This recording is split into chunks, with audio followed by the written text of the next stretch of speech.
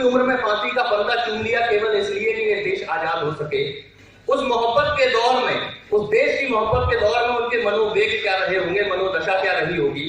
और दुख होता है कि जब एक 35-36 साल की मुंबई में अपना जीवन यापन करने वाली अभिनेत्री ये कहती है कि आजादी हमें लीज पर मिली है, और बड़ा कष्ट होता है। उसके बाद मैं उस अभिनेत्री को 4 पंक्तियां देता हूं और युवा को 4 पंक्तियां देता हूं, पर भारत मां की वंदना करता हूं कि इससे पहले कि जुबां मगरिब की कनीज हो जाए, इससे पहले कि जुबां मगरिब की कनीज हो जाए, आओ हम फिर से अपने पुरखों के अजीज हो जाए।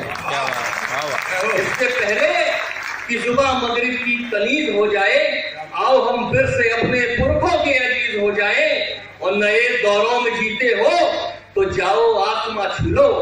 नई पीढ़ी का मतलब ये नहीं कि बदतमीज हो जाए, नई पीढ़ी का मतलब ये नहीं कि बदतमीज हो जाए। क्या बात है। समय का अभाव है, मैं अंतिम गीत पढ़ता हूँ, भारत मां की खूबसूरती पढ़ता हूँ आपके सम्मुख।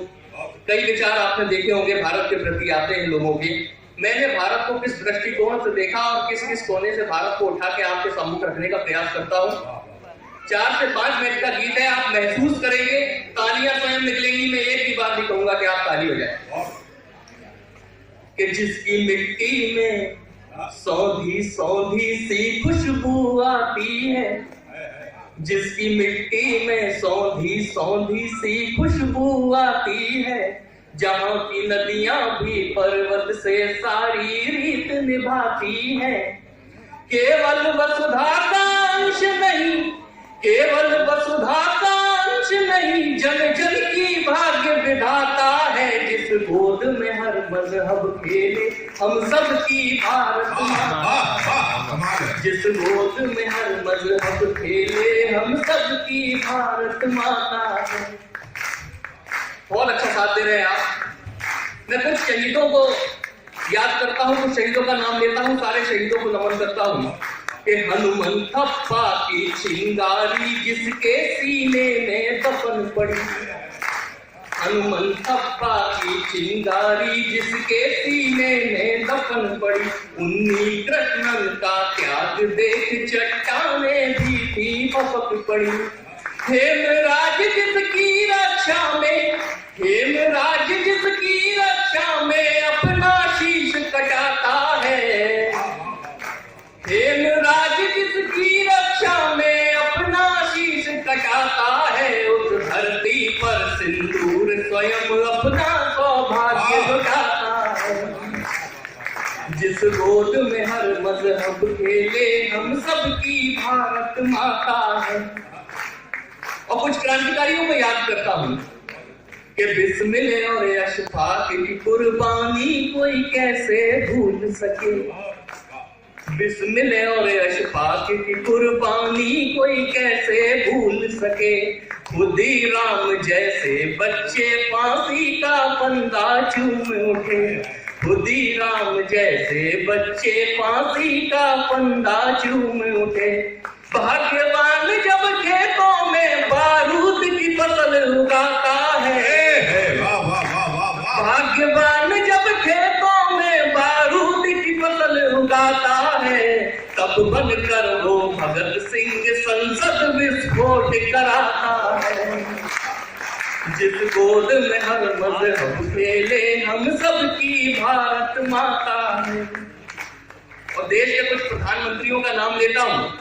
हमारे विचार कुछ भी हों, लेकिन इस हिंदुस्तान में दुनिया के सबसे बड़े लोकतंत्र में प्रधानमंत्री पद पर जो पहुंचता है वो पूरी तरीके से गलत नहीं हो सकता। योगदान सबका है, तात्कालिक परिस्थितियां कुछ भी रही हूं। मैं पढ़ता हूं, आप सुनिए। कि नेहरू, इंदिरा, राजीव गांधी इसके मस्तक का ताज हुए, नेहरू, इंदिरा, राजीव गांधी इसके मस्तक का ताज हुए। शास्त्री जी और अटल के सम्मुख दुश्मन भी मोहताज हुए। और देश के सबसे लोकप्रिय प्रधानमंत्री के नाम पंक्तियां पढ़ता हूं कि नेहरू, इंदिरा, राजीव गांधी इसके मस्तक का ताज हुए। शास्त्री जी और अटल के सम्मुख दुश्मन भी मोहताज हुए।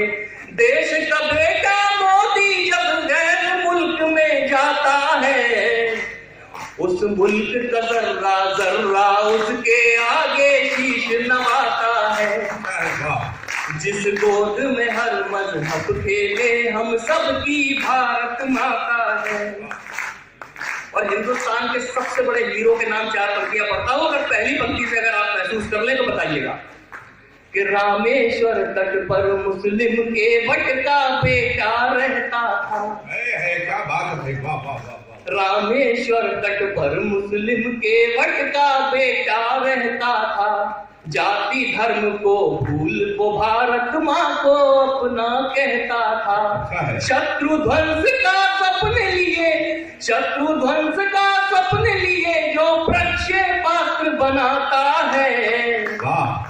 शान हिंद वो कोहिनूर अब्दुल कलाम कहलाता है। जिस गोद में हर मजहब खेले हम सबकी भारत माता है। और इस बंद की पहली पंक्ति हेमंत भैया को समर्पित करता हूं और हिंदुस्तान के कई प्रतिभाओं को समर्पित करता हूं। सुनिएगा कि यहाँ की झोपड़ पट्टी से प्रतिभा की नदी निकलती है। यहाँ की झोपड़ पट्टी से प्रतिभा की नदी निकलती है। जिसमें उतर नहाने को हर विश्व शक्ति मचलती है। इस मिट्टी के लालों का दुनिया में ध्वज लहराता है।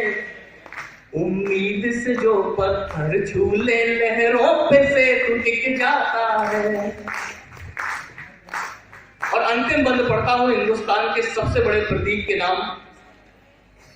अभी हम लोगों ने उसे पूरा अपना पखवाड़ा पूरे महीने समर्पित कर दिए। अंतिम बंद पढ़ता हूं, आलम भाई यहाँ पर बैठे हुए हैं, हम दोनों मिलकर उस बंद को सार्थक बनाएंगे। सुनिएगा कि होली और दिवाली में रमजान की खुशबू आती है।